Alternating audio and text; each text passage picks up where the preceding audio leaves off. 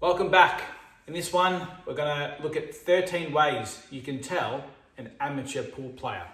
So, as I go through them, you might actually find that you'll still do some of these yourself and you've been playing for quite a while. Or you might have seen a few people actually do this from a distance in a pool room, or maybe you're playing someone and they're doing this, or maybe you haven't ever seen them before.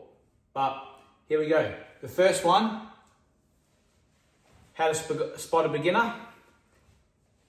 When they're standing very, very close to the table, like this, waiting for their shot, and also waving their cue around, like this.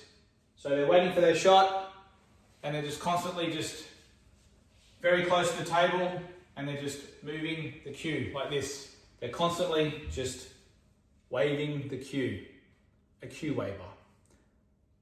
Very, very amateur-like. Not a good look. So, no waving the cue. That's number one. Number two is keeping a level cue. When an amateur or a newbie, when they go to play, you'll never see them get down on a shot nice and low. You'll see them up here, and you'll see that they will never be level.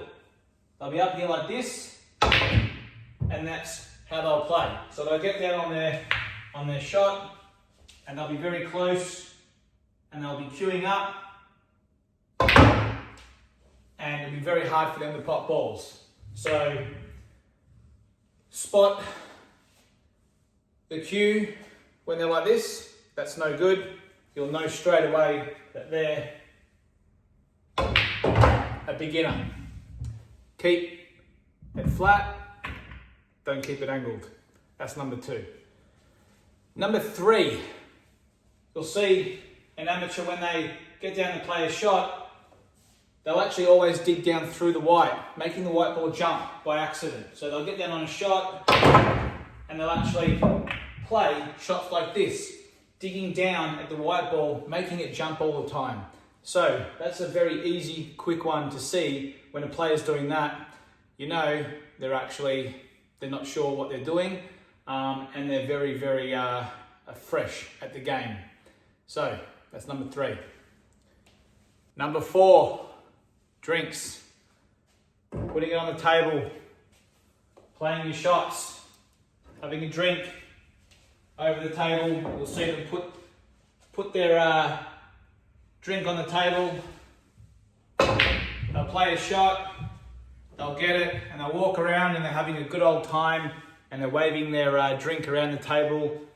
That's definitely not what a pool player would do, but that's what an amateur would do. So, or a newbie, or a freshie, don't put your drinks over the table. Don't put your drinks near the table, and definitely don't put your drinks on the table, because we've all seen it. People spill them and it goes everywhere. It's not good. Not good for the owner, not good for the person cleaning it up. Drinks off the table. Number four. Number five. Amateur will always hit hard pretty much all the time. They'll get down and they'll hit the balls in very, very hard. They'll get down another shot and they'll hit it like this. They'll wait for the ball to stop, and then again they'll pick the closest one and they'll hit it really hard. Everything is really, really hard all the time. So if you're doing this and you're not an amateur, I suggest you back it off a little bit, and when you get down, rather than just smack the ball in, play it at a gentle pace. That way, when you're knocking these balls in, you don't look so amateurish. All right? You can actually look like an 8-ball player. So don't hit the balls hard. Back it off, hit them at a nice pace, let them roll in, send them home. Number 6, having a basic stance. You can always tell, again, a new player, they'll just get down either like this or like this, and they'll just hit the ball. All right? you want to have at least a basic stance. So if you are a beginner, put your cue down, walk into the shot. I'll do it from this way. So if I'm a beginner, you'll see most beginners sort of just, they won't be in line of the shot, they'll be across it, and they'll sort of just dip down on the shot and they'll play it like this. What you want to do is put your cue down, walk into the shot, right leg over the cue here, and then left leg out here, and then use this part of your body to bend down, and then you can come down in the line of the shot. Okay, so have a basic stance. Cue down, right leg, left leg, and then come down, and then play the shot. All right, basic stance. Number 7, how to rack the balls. If you're a beginner, you will struggle. You will obviously put the ball here, the 8 ball there, because we all know that's where it goes, and you will take your time. You may even take them out and then try and place them one by one. So it's a big part of the game. Obviously we do it all the time. If you're not sure, learn it. That way, when you're racking the balls, you can actually be fairly quick. Like this, and it's done. So practice, practice, practice, and again, you won't look so actually bad doing it, or you'll actually give your opponent, in a way, more confidence knowing the fact that you can't even rack the balls properly, so therefore you might not be able to play properly. So if you can get down and quickly rack the balls, line them up, take the triangle off, and then away you go, at least then that looks like you know what you're doing, and it can take away some of that confidence building of your opponent. Learn how to rack the balls. Nice and fast. Number 7. Number 8, chalking your cue. When you're chalking your cue, we do not want to just push down at the top like this, because you'll leave a big hole in the middle of your cue tip. Chalk, not cue. You can actually damage your tip as well if you continue pushing down like this. What you want to do is just nice and easy, hold it one hand, hold the tip, the cue in the other, and just lightly, just gently, just stroke it like that. All right, that's all you got to do. And then as you're doing that, you can actually twist the cue a little bit like this. So stroke, twist, stroke, twist, and then if you want to, give a little blow at the end. Never hurts. And away you go. Nice and gentle, nice easy strokes. Don't be too rough. No one likes it rough.